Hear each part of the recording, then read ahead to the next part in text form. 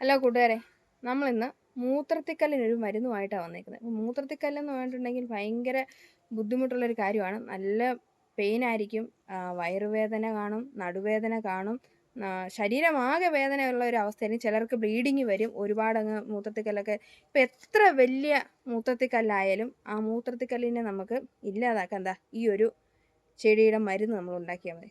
ഈ ചെടി കല്ലുരുക്കി എന്നതിന് പറയുന്നത്.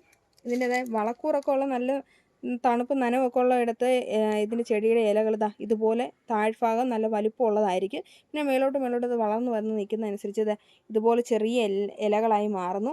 അതുപോലെ ഈ ചെറിയ ഇതുപോലെ ചെറിയ വെള്ളപ്പൂവാണ് ഇതിലുണ്ടാകുന്നത്. ഇതുപോലെ അത് കടുകുമണി പോലത്തെ ചെറിയ വിത്തുകൾ ഇതിനെ കാണപ്പെടാം. നമുക്കിത് തിരിച്ചറിയാനുള്ള മാർഗ്ഗമായിട്ടോ ഞാൻ പറഞ്ഞു.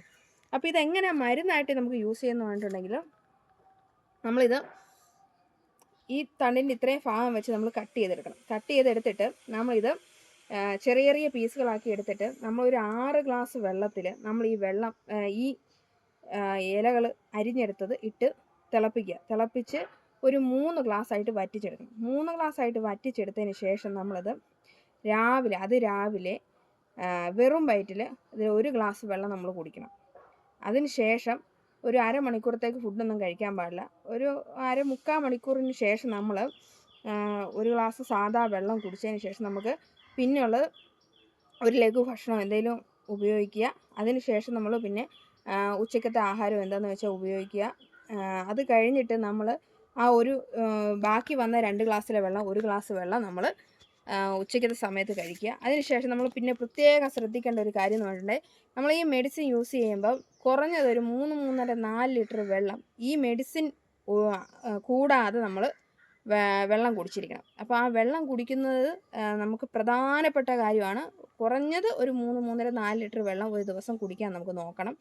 അത് കഴിഞ്ഞിട്ട് നമ്മളിത് ഏറ്റവും ലാസ്റ്റ് നമ്മൾ നൈറ്റിൽ ഫുഡ് കഴിച്ചതിന് ശേഷം ഈ എടുത്ത് വെച്ചേക്കുന്ന മരുന്നിൻ്റെ 1 ഗ്ലാസ്, ആ 1 ഗ്ലാസ് നമ്മൾ രാത്രി ആഹാരത്തിന് ശേഷം കിടക്കുന്നതിന് മുന്നേ കഴിച്ചിട്ട് ആ മരുന്ന് കുടിച്ചിട്ട് കിടക്കുക. അതിനുശേഷം നമ്മൾ രാവിലെ ഇത് യൂറിൻ പാസ് ചെയ്ത് പോകണം. അങ്ങനെ ഒരാഴ്ചത്തേക്ക് നമ്മൾ ഈ മെഡിസിൻ കണ്ടിന്യൂസ് ചെയ്ത് പോകണം. അപ്പോൾ ഈ മെഡിസിൻ കണ്ടിന്യൂസ് ചെയ്യുമ്പോൾ ഞാൻ നേരത്തെ പറഞ്ഞ പോലെ നമ്മൾ ശ്രദ്ധിക്കേണ്ട കാര്യം 3-3.5-4 ലിറ്റർ വെള്ളമെങ്കിലും മിനിമം നമ്മൾ മാക്സിമം നമ്മൾ കുടിച്ചിരിക്കണം. അതൊരു പ്രധാനപ്പെട്ടൊരു കാര്യമാണ്. നമ്മൾ 4 ലിറ്റർ വെള്ളം എങ്ങനെ കുടിച്ചിരിക്കണം.